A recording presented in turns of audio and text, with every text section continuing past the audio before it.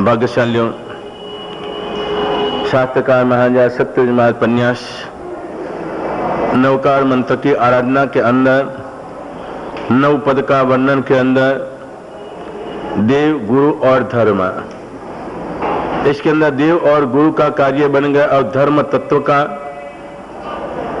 चार प्रकार के धर्म तत्व है। सम्यक ज्ञान, सम्यक दर्शन, सम्यक चारित्र और तप। उनका वर्ण है श्वेत वर्ण, सभी का है। उसके अंदर दूसरा कोई विभिन्न वर्ण नहीं है। लेकिन सम्यक दर्शन का कार्य के अंदर आज के दिन के अंदर चरित्र कार्य इधर बताया जाता है। सम्यक दर्शन, दर्शन यानी सहज भाव से अपने देखने का है। तो देखने का कार्य के अंदर इधर जो दशरावणी कर्म है उसका विधानों के साथ आज चलने का है। परमात्मा का दर्शन का कार्य के अंदर, साधु संतों का दर्शन का कार्य के अंदर अपने कैसा भाव जगता है, इसके अंदर कर्म की स्थिति क्या होती है। तो अष्ट कर्म के अंदर दशरावणी कर्म, उनका स्थान ऐसा बना हुआ है, इंसान चाहे दर्शन का कार्य होता है कि द्वारपाल की तरह होता है।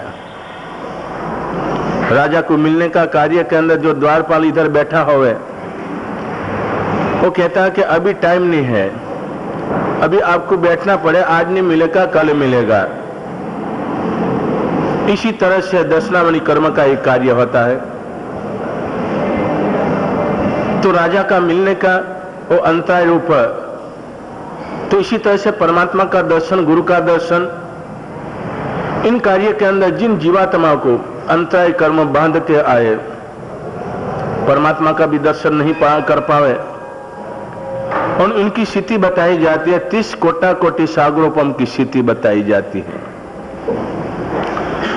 जिसका दशरावणी कर्म का कार्य के अंदर ये, अब इसके अंदर श्रद्धा का विषय के अंदर हम जा रहे हैं। श्रद्धा यानी परमात्मा के वचनों पर,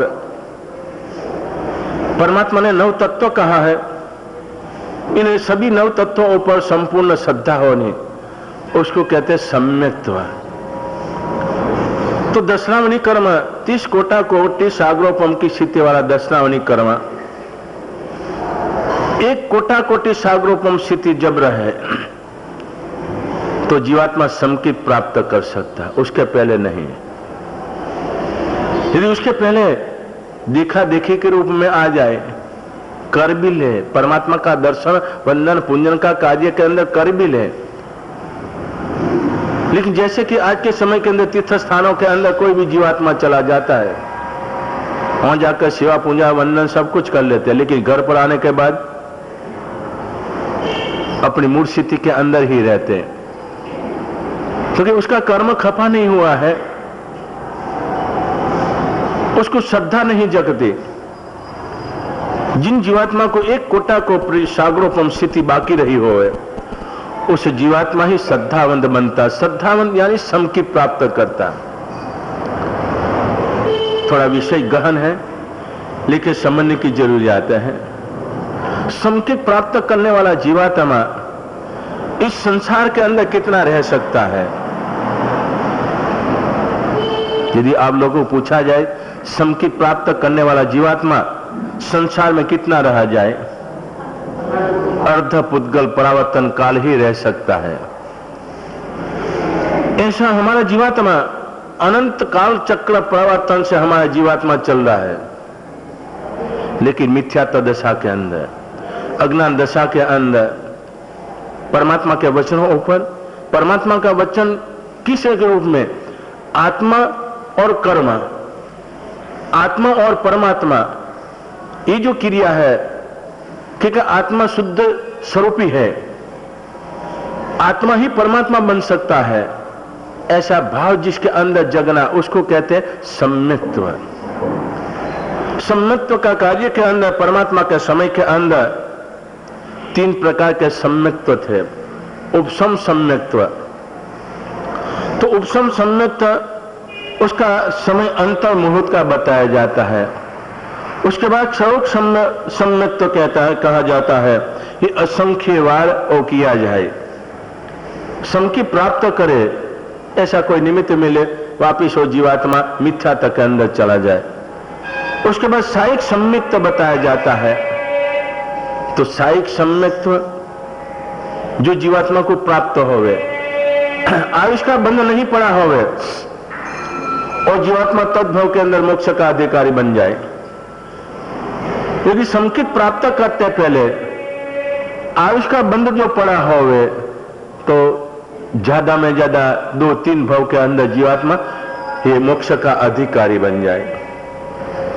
तो साइक संकित आज के समय के अंदर परमात्मा भगवान महावीर शासन काल के अंदर सैनिक महाराजा ने प्राप्त किया था और आगामी 24 के अंदर तीर्थंकर स्वरूप बनने का एक कार्य रहता है।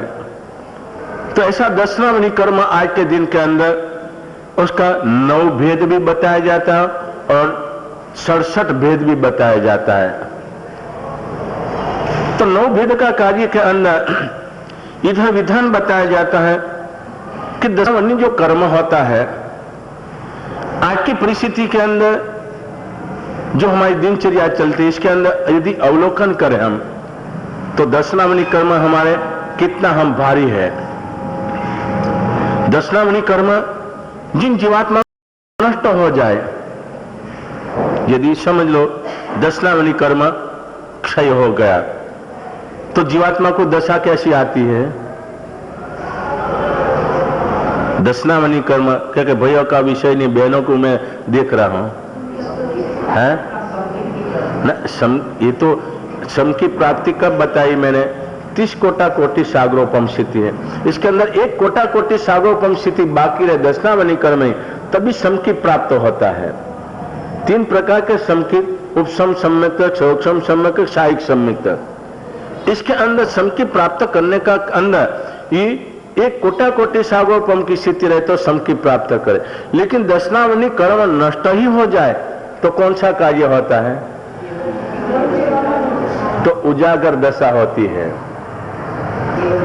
केवल ज्ञान प्राप्त करे तो उसको उजागर दशा कहा जाती है।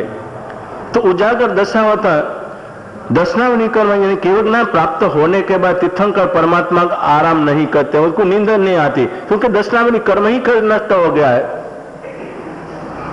तो ऐसा 10वां कर्म हमारे जीवन के अंदर वर्तमान काल के अंदर हमारे देखने का है। ये किसी को अंगुल चिंधने की जरूरत नहीं है। निज और अनुशासन अपने जीवन के अंदर सोचने का है परमात्मा के वचनों पर, परमात्मा के वचनों पर मुझे कितनी श्रद्धा है, उसके अनुभव सम्यक्त का तरतमता बताई जाती है। यदि जीवात्मा सम्यक्त अर्ध पुद्गल परावर्तन काल जिसको कहा जाए, ऐसा संकित प्राप्त करने वाला जीवात्मा अपने जीवन के अंदर कुछ भी प्रवृत्ति करे, यदि संयम मार्ग के अंदर आया जीवात्मा, ऐसा संकित प्राप्त करने का कार्य के अंदर और इस संयम लेने के बाद यदि कुछ भी किया जाए परमात्मा की आज्ञा से विपरीत चलने का इसके जीवन के अंदर भाव न जगे, क्योंकि परमात्मा के वचनों ऊपर विश्वास है। हमारे परमात्मा ने केवल ज्ञान और केवल दर्शन प्राप्त करने के बाद परूपणा की है। देश वित्तीय धर्म की के सर्व वित्तीय धर्म की परूपणा तभी की है, हो सकता है वर्तमान काल के अंदर 5 भरत और 5 ऐरावत के अंदर हमारा संग्रह बड़ लास्ट है, इसलिए हम मोक्ष नहीं प्राप्त कर सकते। तो ऐसा पुरुषार्थ भी हो नहीं होता जो हमारे पुरुषार्थ करना चाहिए। जैसे उत्तराधन सूत्र के अंदर 22 परिसर हम देख रहे हैं, तो ऐसा पुरुषार्थ करने के अंदर हमारे पास शरीर बढ़नी है तो मनो बढ़नी है। लेकिन परमात्मा के वचनों ऊपर विश्वास का कार्य के अंदर इसके अंदर यदि देखा जाए सम्यक तरतमता है, जिसका विशुद्ध निर्मल सम्यकता होवे।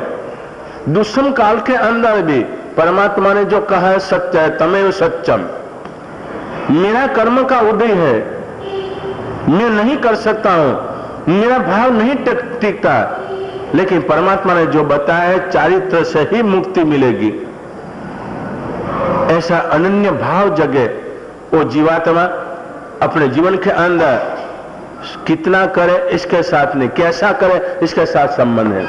गृहस्थ मर्यादा के अंदर रहा जीवात्मा हो सकता है बहुत प्रयत्न करे संसार से मुक्त बनने के लिए, लेकिन बन नहीं सकता। क्यों? चारित्र मोहनीय कर्म जबरदस्त बांध के आया जीवात्मा, उसको भाव भी नहीं जगे। लेकिन गृहस्थ मर्यादा के अंदर रहते हुए इसके जीवन के अंदर पति समय पति पल और इसके अंदर यही झंखना रहे। ये मनुष्य जीवन परमात्मा 10 दृष्टांत दुर्लभ बताया हुआ है, और इसके अंदर वीति धर्म देशीति मार्ग के अंदर रहा जीवात्मा भी केवल ज्ञान तक पहुंच सकता है। देशीति मार्ग के अंदर रहा जीवात्मा केवल ज्ञान तक पहुंच सकता है। कौन सा आधार है उसके लिए? ना ये नहीं, वो तो दृष्टांत है। केवल ज्ञान तक पहुंचने का कौन सा आधार है उसके लिए? सम्यक्त्व। सम्यक्त्व सम्यक्त होवे तो कोई भी निमित्त मिलता है उसके अंदर उसका अनुभव बन जाता जीवात्मा, और श्रद्धा के अंदर उत्तर उत्तर आगे बढ़ते हुए घाती कर्म भी जीवात्मा खपा लेवे। कुर्मा पुत्र आदि तो एक दृष्टांत है, फिर भी केवल ज्ञान प्राप्त होने के बाद 6 महीने तक ग्रस्त अवस्था के अंदर है। ये भी एक ज्वलंत उदाहरण है। केवल ज्ञान प्राप्त होने के बाद ग्रस्त मर्यादा के अंदर इतना रहना एक आश्चर्य रूप में है, लेकिन गृहस्थ जीवन की मर्यादा के अंदर परमात्मा ने जो बताया व्यवहार धर्म, तीर्थंकर परमात्मा अवश्य में संसार छोड़कर घाती अघाती कर्म खपा कर मोक्ष जाने वाले, फिर भी तीर्थंकर परमात्मा वो भी व्यवहार धर्म को अपनाया। जैसे कि परमात्मा भगवान महावीर ने माता के गर्भ के अंदर अभिग्रह लिया, जहां तक माता पिता होवे वहां तक दीक्षा नहीं लेने की। क्यों? अभी मेरे ऊपर इतना ममत्व भाव है, जब मैं सामने मौजूद रहूंगा तो उस समय क्या स्थिति होगी। तो माता पिता का आदर सत्कार आदि उसके अंदर धर्म कोई बाधक रूप नहीं है। हो सकता है हमारे जीवन के अंदर भाव न होवे, ज्ञान न होवे, तो माता पिता का अनादर कर सकता जीवात्मा, उसका कर्म का उदय। लेकिन धर्म मार्ग के अंदर इसलिए कुर्मा पुत्र के ज्ञान प्राप्त होने के बाद भी 6 महीने तक माता पिता की सेवा की। उसी समय जब देव आते उसी समय के अंदर वेश परिधान करने के बाद केवली।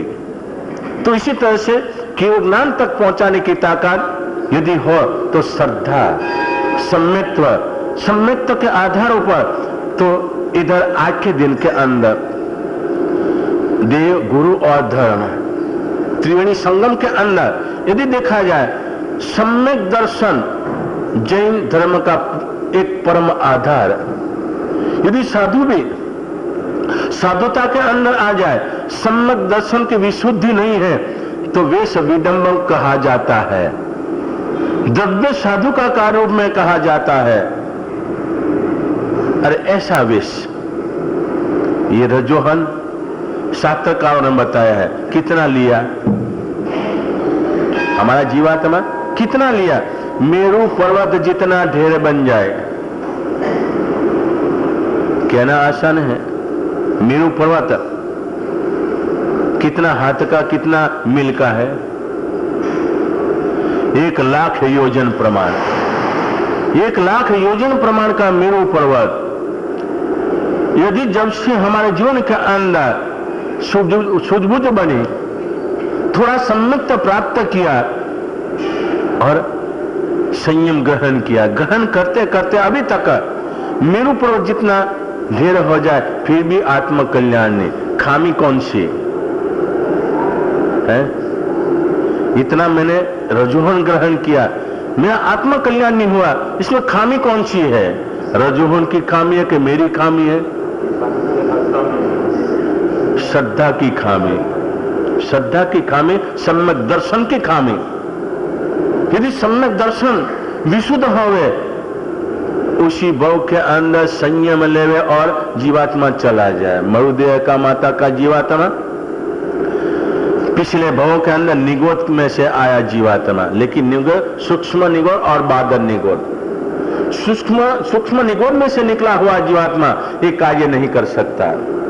लेकिन बादल निगोद के अंदर से आया जीवात्मा कोई भवों के अंदर समके प्राप्त कर संयम की आराधना करता हुआ जीवात्मा, लेकिन ऐसी गलती कर दे तो बादल निगोद का अगर थोड़ा ख्याल नहीं आएगा, मुझे बताना पड़ेगा। बादल निगोद जो होता है, नीलफुल आदि ये निगोद है। जो ज्यादा पानी एकत्रित होता है और नील जम जाती, ये नील क्या होती है? जीवों का एक समूह है। उसके अंदर ये बादल निगोद कहा जाता, और सूक्ष्म निगोद जो होता 14 राजलोक के अंदर इतना खींचो खींच भरा हुआ है, उसमें से जो जीवात्मा निकलता वो सूक्ष्म निगोद। तो मरुदेह माता का जीवात्मा बादल निगोद से निकल कर कहाँ गया? केल के भव के अंदर। अपने केला खाते ने, इसके भव के अंदर जाने का कार्य होता है। बाजू के अंदर बोडी का झाड़ था, बोडी का झाड़ था, उसको कंटक होता है। ये कंटक के बाजू के अंदर होने से कभी कभी हवा का झोंका लगता तो क्या होता? आपस में दोनों का घर्षण होता। केल कितना नाजुक, मुलायम, कोमल, और इधर कंटक के युक्त। इनके जीवन के अंदर सकाम निजा नहीं, लेकिन अकाम निजरा। अकाम निजा का इतना कर्म खपा दिया और वहां से मरुदेह माता के रूप में आने का कार्य बना। मरुदेह माता के रूप में आने के बाद ठीक है, पुत्र है, परमात्मा है, जिनेश्वर परमात्मा है, लेकिन धर्म प्राप्ति का कोई अवसर नहीं मिला। अपने जैसे मिला है, इसी तरह से परमात्मा के ज्ञान प्राप्त करे और उसके बाद देशना देवे, देश रीति धर्म सर्वरीति धर्म बतावे। अभी कोई बताने वाले नहीं है, लेकिन पिछले जन्मों का कर्म मरुदेह माता का, इस कर्म के आधारों पर जब परमात्मा की देशरा सुनी, परमात्मा का महिमा देखा, और देखने के बाद अनित्य भावना, अशरण भावना, एकत्व भावना के अंदर आते हुए केवल ज्ञान प्राप्त करने का। तो केवल ज्ञान किस में प्राप्त किया? जिनेश्वर परमात्मा की वाणी, उसके ऊपर श्रद्धा, सम्यक दर्शन की विशुद्धि बनने का कार्य। हम कितनी भी क्रिया करें, कितना भी अनुष्ठान करें, लेकिन सम्यक दर्शन नहीं है तो 0 पॉइंट है। सम्यक दर्शन यानी श्रद्धा, श्रद्धा का विषय के अंदर। तो आज के दिन के अंदर सम्यक दर्शन का कार्य देखने का है। ठीक है, देखने का स्वभाव प्राणी मात्र को है। जिसको आंख मिली है वो सब देख सकते हैं, लेकिन मानव के अंदर विशेष तैयार अच्छा भी देखे, बुरा भी देखे, और अच्छा बुरा देखकर सोचे भी, उसको मानवता कहलाती। बुद्धि फलम तत्व विचारणा च। मानव को बुद्धि मिली है, देवों ऊपर भी राज कर सकते, पशु मानव आदि सबके ऊपर राज करने का कार्य मानव ही कर सकता है। तो बुद्धि का फल ये देखने का कार्य के अंदर देखा जाए, सम्यक दर्शन के विधान के अंदर परमात्मा का शासन पाया। आपके जीवन के अंदर सम्यक दर्शन की विशुद्धि जो बने, तो आपके जीवन के अंदर टीवी देखने का भाव नहीं जगेगा। बोलो सत्य जी, क्या कहना है? परमात्मा का शासन ऊपर श्रद्धा है। कैसी श्रद्धा है? भगवान की मेहरबानी से मेरा संसार चल रहा है, संसार चलाना है। क्या मंत्री जी चुपचाप क्यों बैठे हो? भगवान की मेहरबानी से दुकान धंधा परिवार बहुत अच्छा चल रहा है, बरोबर ने? અને कल समझो कि अशुभ कर्म का उदय जागे, भगवान का दर्शन करने आए, वहीं हाथ कड़ी पहनाने का अवसर आ जाए तो मंदिर के लिए आपका क्या भाव जगेगा? यदि समझो कि वहां आए, गिर गए, पैर टूट गया, तो आपका क्या भाव जगेगा? मंदिर में आए और नोटिस आ गई, कौन सी? यमराजा की। हाट का होवे, कोई भी कार्य होवे, तो परमात्मा का दर्शन करते हुए हमारे जीवन के अंदर सम्यक दर्शन की कितनी मौजूदी रहे। आप कहते हैं चमत्कार के पीछे नमस्कार। चमत्कार के पीछे नमस्कार के अंदर महामिथ्यात्व है। मिथ्यात्व नहीं, महामिथ्यात्व। अन्य स्थानों के अंदर जीवात्मा जाता हुआ जो छूटने का मार्ग का बंधाने का जो उपाय जो कर लेता है, तो उसको महामिथ्यात्व कहलाते। परमात्मा मार्गदर्शता है। ये हमारे जीवन के अंदर भाव जगे, मैंने कर्म किया हुआ है। नाग केतु कैसी श्रद्धा थी, तंदुल मच्छर काट लिया, पॉइजन चढ़ रहा है, लेकिन परमात्मा के चरणों के अंदर यदि मेरा जीव भी जावे तो सदगति प्राप्त करूंगा। परमात्मा जैसे तारनहार और विश्व के अंदर नहीं है। इनके चरणों के अंदर सर्प काटे के यदि कोई भी होवे, कुछ नहीं है। ये जो कुछ है शरीर पति है, आत्मा पति नहीं है। ऐसे श्रद्धा भाव के अंदर सपक छेनी आरूढ़ बना, श्रद्धा के सम्यक दर्शन के विषयों पर आरूढ़ बनते हुए केवल ज्ञान और केवल दर्शन वही प्राप्त कर लिया। तो सम्यक दर्शन हमारे जीवन के अंदर, तो इधर बताया जाता है कि दर्शनावली कर्म का कार्य के अंदर चक्षु दर्शन यानी आंख से देखने का। लेकिन कैसा देखने का आंख से? परमात्मा की आज्ञा के मुताबिक। परमात्मा ने जो कहा है, अनिष्ट वस्तु नहीं देखने का, इष्ट वस्तु का दर्शन करने का। जो देखने से हमारे जीवन के अंदर कुछ संस्कार प्राप्त होता होवे, ऐसी वस्तु का निरीक्षण नहीं का। अनायास से सामने दिखाया जाए वो अलग बात है, लेकिन देखने का प्रयास नहीं करना, उसको कहते चक्षु दर्शन। और चक्षु दर्शन, और चक्षु दर्शन का मन थी सोचने का।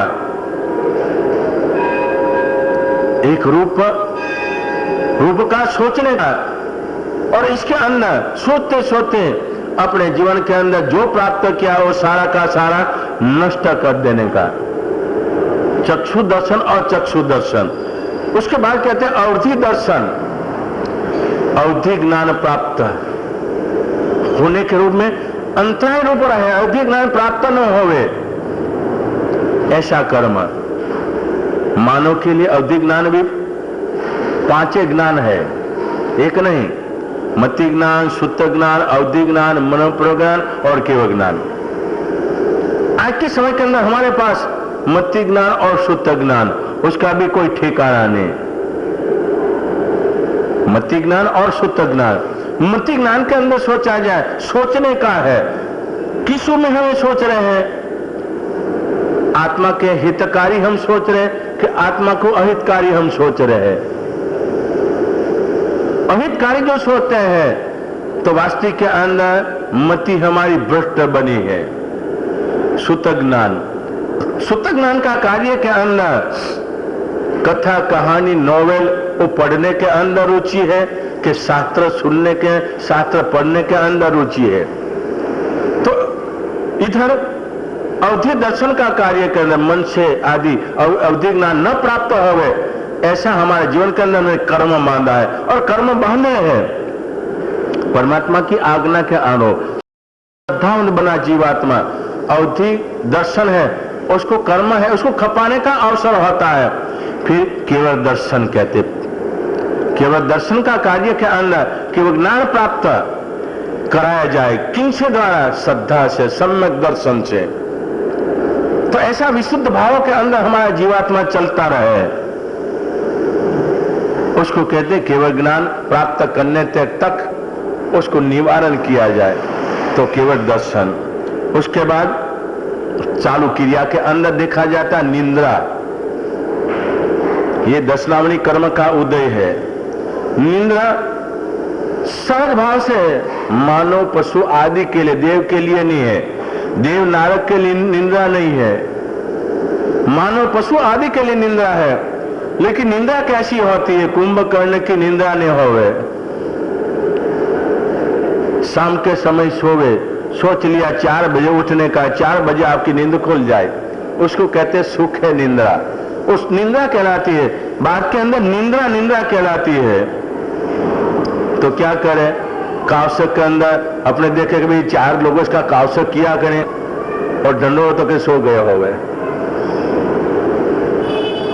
और कई जीवात्मा ऐसे होते हैं, धर्म का कार्य हो गए उसको नींद आ जाए।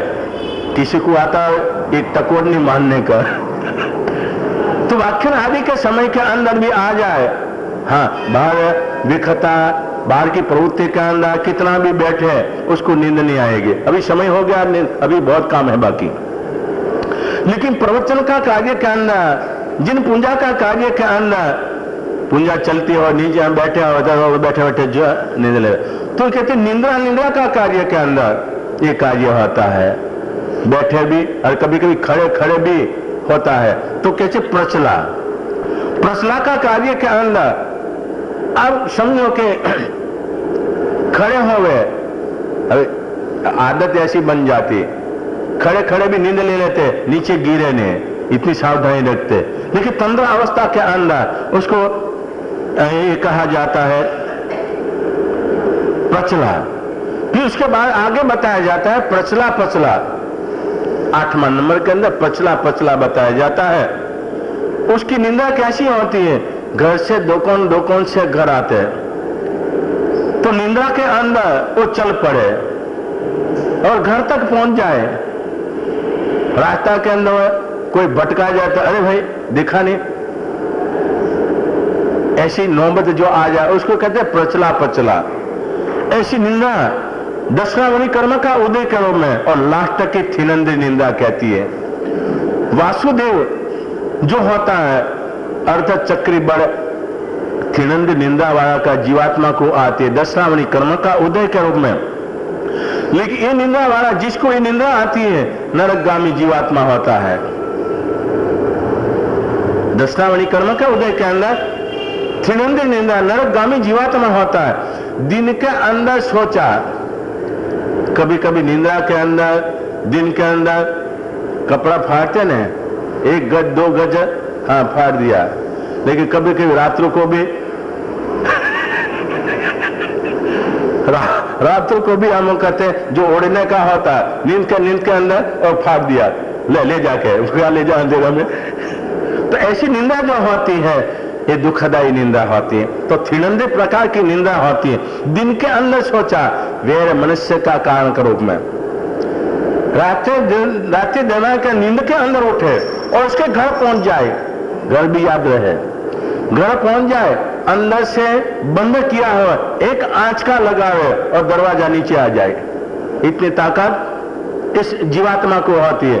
और अंदर व्यक्ति सोता होवे, दरवाजा टूट गया, घर वाले सारे जग गए और उसको पकड़ने आवे, उठा कर गेंद की तरफ फेंक देवे, इतनी ताकत। और जिस व्यक्ति को वैर मनुष्य उसका गला दबाकर उसको खत्म कर दे, को तो शस्त्र लेके गया, शस्त्र से उसका सिर फोड़ दे, को तो गला काट देवे, खून का उसका धब्बा ही लगा हो, आकर्ष हो जाए, उसको नहीं लगे मैंने रात्रि समय क्या किया है। दिन के अंदर लोग कहे कि तूने क्या किया,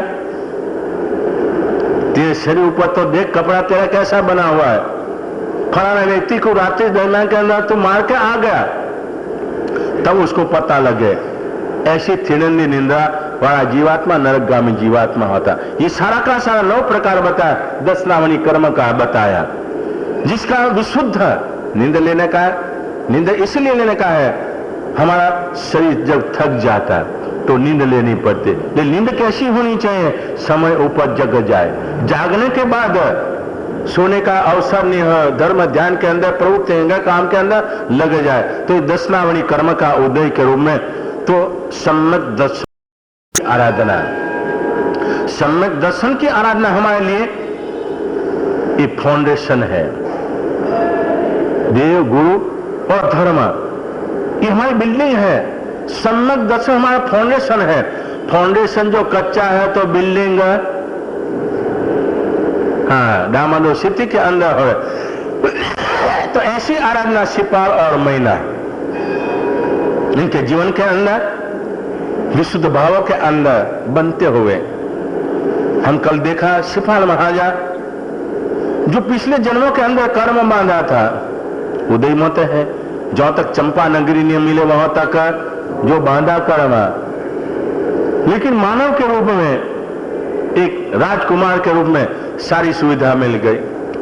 और आज के समय के अंदर राजकुमारों के साथ अश्व, हाथी, शस्त्र चलाने का सारा ट्रेनिंग ले रहे हैं, क्योंकि राजकुमार है। बाल्यावस्था के अंदर नगरी छोड़नी पड़ी और इसके अंदर भविष्य के अंदर राजा बनेगा तो ये सब कुछ जरूर पड़ती। इसके अंदर ये चल रहे हैं, लेकिन एक दिन का समय अस्त्र शस्त्र आदि जो अखाड़ा के अंदर गए वापिस आ रहे हैं, अश्वों पर बैठकर आ रहे थे। नगर में पहुंचते ही एक व्यक्ति दूसरा व्यक्ति से पूछता कि ये व्यक्ति कौन है, कोई नया लगता है। तो जिसने पूछा उसने बताया तेरे को पता नहीं है, ये व्यक्ति आजकल अभी अभी आए हुए हैं, लेकिन राजा का दामाद है। इधर अपने राजा है ना, उसका दामाद है। ठीक है, काम हो गया, वो आगे बढ़ गए। तो ये बात सिपाल महाराजा ने सुन ली। सिपाल महाराजा ने सुना, मन के अंदर सोच लिया कि व्यवहार के अंदर बताया जाता है पिता के नाम से ख्याति पामे वो मध्यम व्यक्ति कहलाता है, अपने नाम से ख्याति पामे ये उत्तम कहलाता है। और मामा के नाम से यदि ये कौन व्यक्ति है, फलाना फलाना चंद जी का भांजा है, तो कैसे उसको कहता अधम व्यक्ति कहलाता है। अपने नहीं सोचने का, कर्मों से रहना पड़े। सिपाल महाराज सोच रहे हैं मामा के नाम से यदि प्रसिद्धि पावे वो अधम व्यक्ति कहलाता है। कब होता है? माता पिता का सत्र चला गया होवे, कुटुंब परिवार उसका कोई रक्षण नहीं कर पाते होवे, तो आखिर तो मामा को संभालना पड़ता, उसको लाइन ऊपर लगाना पड़ता। तो इस रूप में ये परवस्था के अंदर हुआ जीवात्मा, उसको कहते हैं अधम व्यक्ति कहलाता। लेकिन ससुर से नाम से प्रसिद्ध हो तो है अधम अधम, लेकिन लक्ष्मी मिलती हो तो है ससुर के वहां से लक्ष्मी मिलती हो, भले अधम अधम। कहते नाक कट्टा, कोई बात नहीं, नाक कट्टा तो कट्टा, घी तो चट्टा कैसे? नाक कट गया, वैद्य के पास गए, भाई दवा तो क्या करे, इसके अंदर घी लगाया जाए। और नाक ऊपर घी लगाते जाओ तो कौन जावे? अंदर ही सीधा आवे ने, मुंह के अंदर ही। तो कहा नाक कटा तो क्यों चिंता नहीं, लेकिन घी तो चट रहा हूं। तो ऐसे जो लक्ष्मी मिलती है ससुर के वहां तो रहना पड़े, इसके लिए कोई है, ये भाग्य है। भाग्य का योग होता है तभी ये कार्य होता है, लक्ष्मी मिलती, ये तो नहीं मिलती। तो इधर सिपाल महाराज ने सोच लिया ससुर के नाम से मेरी ख्याति अधम अधम के अंदर। आज तो समझदारी व्यवस्थित रूप में है और पुरुषार्थ कर ऐसी स्थिति के अंदर आ गए हैं। मुख म्लान हो गया, निराशा, क्या करे, पितृक राज्य है, लेकिन आज की परिस्थिति के अंदर मैं ले नहीं सकता, इसलिए मुझे इधर रहना पड़ता है। नहीं, आव नहीं, आदर नहीं, नहीं नैनो मोने उसमें कबू न जाइए कंचन वश्य में। मुझे इधर कोई अनादर नहीं है, बड़े प्रेम से रखते हैं, लेकिन बाहर मेरी ख्याति ससुर के नाम से, इसलिए इधर मुझे नहीं रहने का सोच लिया। और जाते ही माता को प्रणाम करने का कार्य करना, कमलपुरा रानी को प्रणाम करने के रूप में गए। रोज तो प्रफुल्लित मुख से आने का कार्य, आज विषाद युक्त। माता ने तुरंत पूछ लिया, वत्स आज तेरा मुख में किस रूप में देख रही हूं? क्या पितृक राज्य याद आया? किसी ने अपमान किया? क्या जो तू कला सीखने जा रहा था वो तेरी कला बरोबर नहीं हुई? कोई बीमारी का कारण है? माता ने ऊपरा ऊपरी सारा पूछ लिया। शिपाल महाराजा ने देखा कि माता को यदि दिखाऊंगा मैं तो दुखी हूं, माता ने यदि बताऊंगा माता भी दुखी होगी। कितना समय निकल गया राजपाट छोड़े हुए, कैसे निकले हुए ये सारा का सारा माता याद करेगी और दुखी होगी। ये व्यवहार की बात है। आप लोग जानकारी नहीं होती, संसार के अंदर रचे पचे इतने आप गड़ा डूब बैठे हो। साधु संत को आकर कहते हैं, साहब आपका गांव कौन सा, आपकी माता का क्या नाम, आपके पिता का नाम, तो क्या होता है? आप लोग संसार याद करा रहे हो। हम संसार भूल के आए, वो संसार याद कराना ये महादोष का कारण है। कभी भी साधु संतों को ये नहीं पूछने का। तो इधर शिपाल महाराजा ने अपने मन की मकनता के अंदर, कोई बात नहीं चलता रहता, नहीं बच्चा ऐसे नहीं चलेगा। आज जिस रूप में हम बैठे हैं तू निरुत्साही बन जाए तो हमारी क्या स्थिति बनेगी? बात भी सही है। पुत्र ही आधार है। पुत्र को बचाने के लिए राजपाट कुटुंब परिवार सब कुछ छोड़ दिया और वही पुत्र निराश हो जाए तो रहना कहो। माता ने कहा कि ऐसे नहीं चलेगा, बताना पड़ेगा। शिपाल महाराजा ने देखा आखिर तो बताना ही पड़ेगा माता को। अरे माता को नहीं बताऊं किसको मैं बताऊंगा? उसी समय के अंदर कहा, ये विधान बताया कि ससुर के वहां रहना ये अधम अधम है। बात यही है और कुछ नहीं। ऐसे कर, ससुर के सैन्य बहुत बड़ा है, तू लेके जा चंपा नगरी और तेरा पितृक राज्य तू प्राप्त कर। शिपाल महाराजा ने कहा, किसी की सहाय से मुझे कार्य नहीं करने का। मैं मेरी भुजा बल से पराक्रम से मैं पितृक राज्य लूंगा, उसके लिए तेरी मेहरबानी मुझे चाहिए। क्या बोल? तेरे को मेरा ममत्व भाव छोड़ना पड़ेगा। मैं इधर से विदेश से निकलना चाहता हूं और मैं भाग्य आजमाना चाहता हूं और उसके बाद मेरी शक्ति से पितृक राज्य में प्राप्त करूंगा। माता कहती, वत्स तूने दुनिया क्या कहां देखी है? इस रूप में जाने के लिए कितना कष्ट आता है। शिपाल महाराजा कहते, मां कष्ट तो है, लेकिन शेर का बच्चा के लिए कोई कष्ट, सिंहन का बच्चा के लिए कोई कष्ट का कार्य, जंगल के अंदर कितने वन पशु के सामने वो अकेला चला जाए उसको डर का कोई कार्य नहीं। मैं क्षत्रिय बच्चा हूं और मुझे पुरुषार्थ करना है, मेरा भाग्य आजमाना है, इस में मेरी जाने की भावना है। माता ने देखा बात भी सही है। पुरुष से भाग्य स्त्री चैतम, पुरुष का भाग्य और स्त्री का चरित्र ब्रह्मा भी नहीं जानाती, ब्रह्मा भी नहीं जान सकता। पुरुष का भाग्य कौन किस भूमि ऊपर कौन पैर रखा और वो खुलने का कार्य होता, नवे निधान प्राप्त कर लेता। स्त्री चरित्र रोती हो लेकिन अंदर से खुशी होवे। एक विधान बताया, जो माया शल्य के अंदर रहती जो स्त्री, इसके जीवन के अंदर एक कार्य होता है, लेकिन परमात्मा का शासन पाई निखर भाव के अंदर आराधना करती उसके लिए कोई नहीं। तो माता ने देखा बात तो सही है, आज उसकी छोटी उम्र है, कहीं भी जाएगा, परिश्रम कर कर भी अपना भाग्य आजमा सकेगा। और ममत्व भाव के अंदर रहने से बच्चा मैं तो तेरे आज्ञा दे देती हूं, लेकिन महीना को समझाकर तू जा सकता है। शिवपाल महाराज ने सोचा माता की आज्ञा मिल गई, माता का आशीर्वाद मिल गया, और क्या चाहिए। तीनों लोक के अंदर जीवात्मा जा सकता है, माता की आज्ञा और माता का आशीर्वाद के रूप में।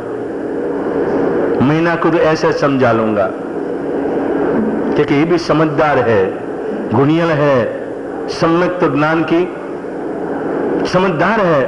ऐसे सोचकर महीना के पास जाने का कार्य होता है। सारी बात बताएगी, बात बताने के बाद कहा कि मैं तेरे से आज्ञा प्राप्त करने के आया हूं। कोई बात नहीं, जो वृक्ष हो छाया, हाँ? जो वृक्ष होता है वही छाया होती है। वृक्ष जो उड़ गया तो छाया भी उड़ जाती है। मेरा कार्य इतना ही है, आपके पास सुख दुख के समय के अंदर साथी बनने का। मैं अर्धांगना हूं। इधर जब आधा शिशि होता है, आधा शीत दर्द करता है, लेकिन आधा शीत दर्द करे पूरे शरीर के अंदर उसका महसूस होता है। ऐसे नहीं कि आधा शीत दर्द कर रहा है तो इधर वाला को कोई नहीं है, तो पूरे शरीर के अंदर, पूरे बदन के अंदर वो दुख का कारण होता है। तो मैं अर्धांगना हूं, आपके साथी आऊंगी, आपको सहायभूत बनूंगी, आपका परछाई के रूप में चलूंगी। शिवपाल महाराज ने कहकर नहीं, तू मेरे साथ जो चलेगी तो दशा क्या होगी है?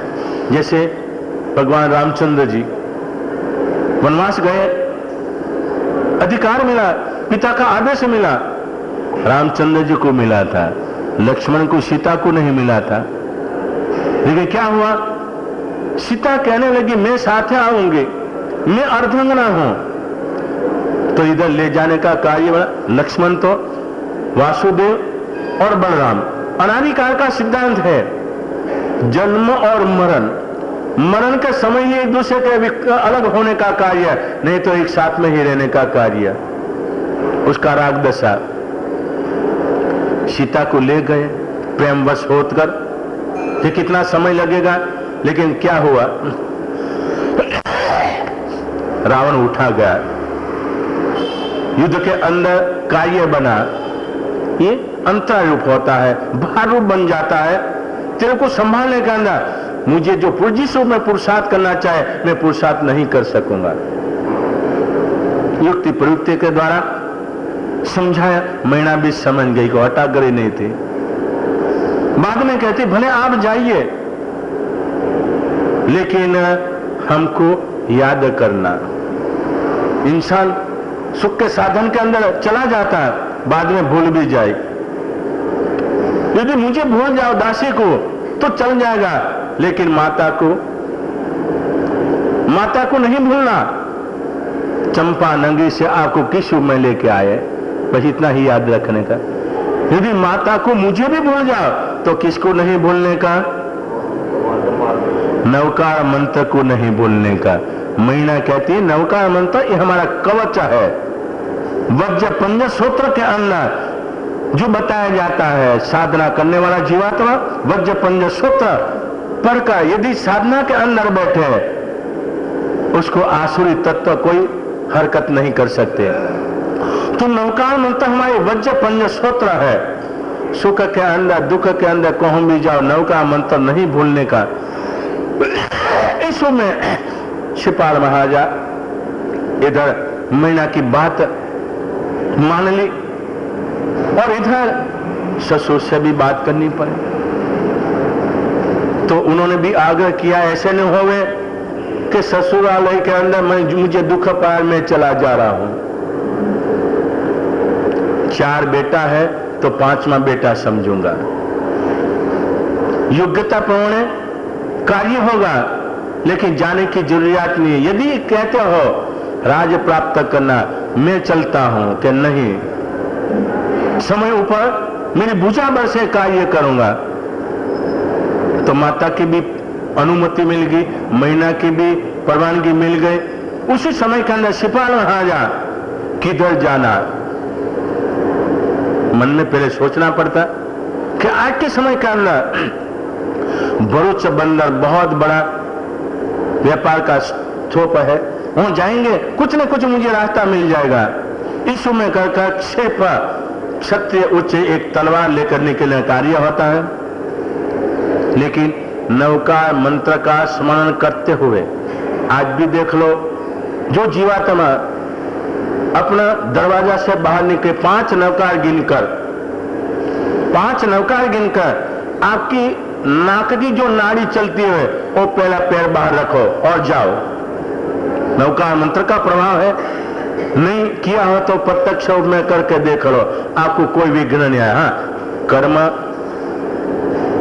जैसी, लेकिन जो सूर्य का घा है इस सुई से टल जाए, इतना नौका मंत्र के अंदर प्रभाव है। सिपाही महाराजा नौका मंत्र जपते हुए और महीना ने तिलक किया और उसमें सिपाही महाराजाओं से प्रयाण करने का कार्य होता है। लक्ष्य बनाया है भृगु गच्छ, आज का भरूच वही बंदर है, दरिया किनारा का शाम के अंदर जाने का कार्य में। लेकिन उज्जैन से भरूच जाते आज भी बहुत बड़ी पहाड़ी है, नर्मदा नदी वहां से निकली हुई है। शेर चित्ता आदि आज भी जंगलों के अंदर मौजूद है, उस समय के अंदर भी मौजूदी थी। ऐसे घाट जंगल के अंदर सन्यासी योगी आदि ही जाते, कोई राजा महाराजा जाते, सामान्य व्यक्ति अंदर जा नहीं पाती थी। सिपाही महाराजाओं से निकले और पैदल चलते हुए, कोई वाहन आदि का, क्योंकि कितना चलना पड़ेगा, यदि अश्व ले गए उसको कौन छोड़ने का, पैदल चलते हुए जंगल के अंदर प्रवेश किया, निर्भीक सिंह की तरह चलते जा रहे हैं। इसके अंदर एक योगी कुछ सुवर्ण सिद्धि का मंत्र साधना का कार्य के अंदर लगे हुए, कई दिनों से अपनी साधना के अंदर लगा हुआ है, लेकिन कार्य सिद्धि नहीं होती। सुवर्ण बना रहा है लेकिन होता नहीं। इधर सिपाही महाराजा उनकी दृष्टि के अंदर आया, योग्य उत्तर साधक यदि मिले तो वह कार्य होता है। सिपाही महाराजा की आकृति देखते ही इसके मन के अंदर आया कि वास्तविक के अंदर परिपूर्ण लक्षण युक्त व्यक्ति है। जंगल के अंदर आया, हो सकता है भगवान ने मेरे लिए ये भेजा है। इस रूप में कार्य करते हुए इधर सामने जाने का, विनती करने का, और इधर बताया गया क्या कर रहे हो, सारी स्थिति बता दी, करो। सिपाही महाराजा का पुण्य, वही जो प्रक्रिया थी, पहले जो डालने का था वो बाद में डालते थे। सिपाही महाराजा के पुण्य के रूप में इधर वो याद आया, अरे मैं ही भूलता था, ये वस्तु पहले डालने की मूषक के अंदर। आप लोग तो जानते हो सोना किस में गर्म किया जाता है, तो इस में डालने का, और जो बाद में डालने की वो पहले डालते, वो जल जाती थी। तो पहले डालने की वस्तु और इसके अंदर पड़ते दूसरा जो पदार्थ पड़ते, उसका सुवर्ण सिद्धि बनने का कार्य होता है। सिपाही महाराजा देख रहा, चलो तेरा कार्य होगा, मैं जाता, ऐसे नहीं, आपकी मेहरबानी से मेरा कार्य हुआ, और मेहरबानी तेरा पुण्य भाई, मेरी कोई मेहरबानी नहीं। तेरा इतने समय से तो मेहनत कर रहा था, ये तेरा भाग्य के रूप में हो गया। फिर भी जबरदस्ती थे सुवर्ण थोड़ा देने का कार्य, आगे बढ़ते हुए मंत्र सिद्धि का कार्य करना एक जीवात्मा कर रहा था, वहां भी इसी रूप में सहायता देने का, और उसकी मंत्र सिद्धि हो जाती है तो वहां भी कार्य होता है। हर एक व्यक्ति कुछ न कुछ देने का कार्य होता है। आप लोग भी कार्य हो जाए तो क्या देते हैं हमको, हमारा पैसा ले जाओ, हम मांगे वो नहीं देते, हम कहते धन चाहिए, लेकिन कौन सा, बेटा धन चाहिए, वो नहीं दोगे। तो इधर कहा तो कि भाई लेने की कोई बात नहीं है, ये तेरा भाग्य था, तेरा कार्य होगा, कोई आंदोलन नहीं। मन तो सिद्धि हुई, मेरे पास कोई और कुछ नहीं है, लेकिन मैं जंगल के अंदर रहता हूं, 2 जड़ी बूटी मुझे प्यार ख्याल है, ये तुम ले जाओगे, तुम्हारे बहुत सहायभूत बनेगा। तो कैसी? एक जल तारिणी जल के अंदर गिरे तो जल उसको पराभव नहीं कर सके। एक घा निवारिणी, कैसा भी घा होवे शस्त्र का, वो लग नहीं सकता। शिपाल महाराज देखे, चलो मैं तो महंगा नहीं दे रहा है, जबरदस्ती दे रहा है, दोनों औषधि ले लेने का कार्य उसने बता दिया। तावीज के अंदर रखकर भुजाओं पर बांध देने का, आपका सदा के लिए आपका रक्षण रहेगा। ये समझो कि नवकार मंत्र की आराधना का ही प्रभाव समझो। भाग्य पिछले जन्म के अंदर शिपाल महाराज ने जिस रूप में आराधना की थी, वर्तमान के अंदर निधि आमने सामने आ रही है। रोज बंदर के अंदर जाकर सबसे पहले तावीज, सोना तो था ही, तावीज बना लिया, तावीज के अंदर दोनों औषधि रख ली और भुजा पर बांध लिया, और रास्ता के चलते हुए थके हुए खान पान कर इधर कोई परिचय तो है नहीं, बगीचा था, उद्यान था, उद्यान के अंदर जाकर सोने का कार्य होता है, आराम करने का कार्य। इधर चरित्रकार बताते, धवल सेठ नाम का सेठ बहुत बड़ा व्यापारी था, जहाज के द्वारा उसका कार्य चलता, कभी कभी ऊंट, ये भैंसा, इसके ऊपर भी माल ले जाना उसका धंधा का कार्य में। बरूज बंदर ऊपर आया था, बहुत अच्छा लाभ भी हुआ, और इधर से माल जो लेने का और आगे अच्छा लाभ मिलने के रूप में जहाज भरे हुए हैं। शिपाल महाराज पुण्य ही समझो, जहाज चलता नहीं तो अपने कोई भी कार्य होता है, शीत दर्द हो तो डॉक्टर पास भाग जाने का, उस समय का काल था, कोई भी कार्य होता है तो बुआ भवैया के पास जाने का, मंत्रवादी के पास जाने का, पूछने का क्या बोलो, ऐसे ही धागा बना कर दे देवे, फूक मारकर, और आपने बांध लिया, आपका भाग्य था अच्छा होगा, और फिर प्रसिद्धि हो गई।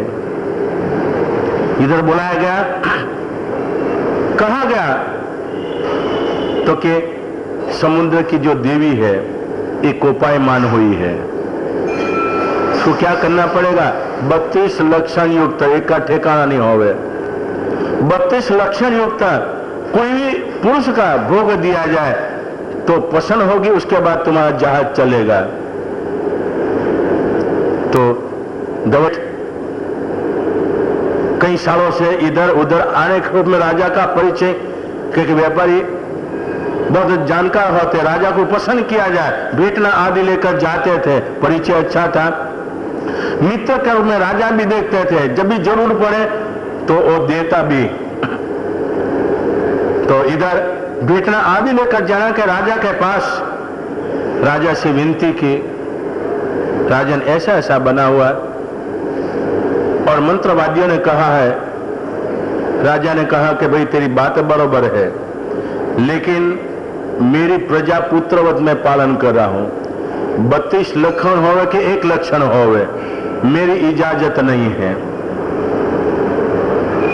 तो इधर आजीजी करने का कार्य, राजन आप जितना पैसा मांगो, पैसा से नहीं काम होता, पैसा से ये जीव का रक्षण नहीं होता है, पैसा से कोई जीव मिल सकता है? ठीक है, तेरी इतनी भावना है, कोई परदेश से कोई व्यक्ति आया होवे और ये तेरे को यदि योग्य लगे तो कुछ भी कर सकता है, बस इतनी ही चाहिए। इधर आने के बाद अपने सेवकों को भेजने का कार्य होता है, और शिपाल महाराज जो सो रहे हो उठाया, बोलो किधर क्या हो, क्या जरूरत है भाई, मैं कहूं का भी तुम्हारी जरूरत क्या है, हमारे सेठ आपको बुला रहे हैं, तुम्हारे सेठ की जरूरत तो मेरे पास है, मुझे कोई जरूरत नहीं है। अच्छा, इतना गुमान है, सेठ का ऑर्डर है, नहीं आए तो जबरदस्ती लाने का, ये हम आए हैं, देख लो तो आप अकेले हो, अभी भी सोच लो। शिपाल महाराजा ने कहा भाई मुझे आने की कोई जरूरत नहीं है, तुम जबरदस्ती ले जाओ तो किस रूप में ले जाओ बताओ? तो कि हमारे पास तलवार है। हाँ, हम ऐसे थोड़े आए हैं, हमारा रक्षण के रूप में सब कुछ लेके आए हैं। शिपाल महाराज देखो ठीक है भाई, तुम भी तलवार चला सकते हो, मैं भी जानता हूं तलवार चलाने का। सेवकों ने देखा अकेला व्यक्ति क्या कहेगा, चारों बाजू से प्रहार पड़ेगा, सीधा हो जाएगा। पुलिस शिपाल महाराजा भी अपनी तलवार म्यान से मुक्त करने का और आगे बढ़ने का, इन लोगों को तो अपना बचाव करने का है। शिपाल महाराज को बचाव करने की आवश्यकता क्या, औषधि बांध ली है, कोई भी घाव नहीं लगेगा, निर्भीक हो गया आगे बढ़ रहे हैं। और जिसको थोड़ा भी लग गया उसको तो ये देखा कि ये तो बड़ा चमत्कारी है। भाग के खड़े दौड़ सेठ के पास पहुंचे। अरे भाई सेठ, व्यक्ति तो मिल गया, गजब का है, लेकिन उसको लाना बहुत कठिन है। क्या बात है? अरे अकेला हमको सबको भगा दिया, हमारा सत्ता उसको ऊपर कोई लगा नहीं। अच्छा, तो सेठ भी अनुभवी थे, जानकार थे। अभी जो बड़ से न काम हो, कर से काम करने का, चलो मैं आता हूं, इस रूप में कर धवल सेठ इधर जाने के रूप में सेवक के साथ चलता है और शिपाल महाराज के पास किस रूप में पहुंचते और शिपाल महाराज किस रूप में लाते प्रसंग देते।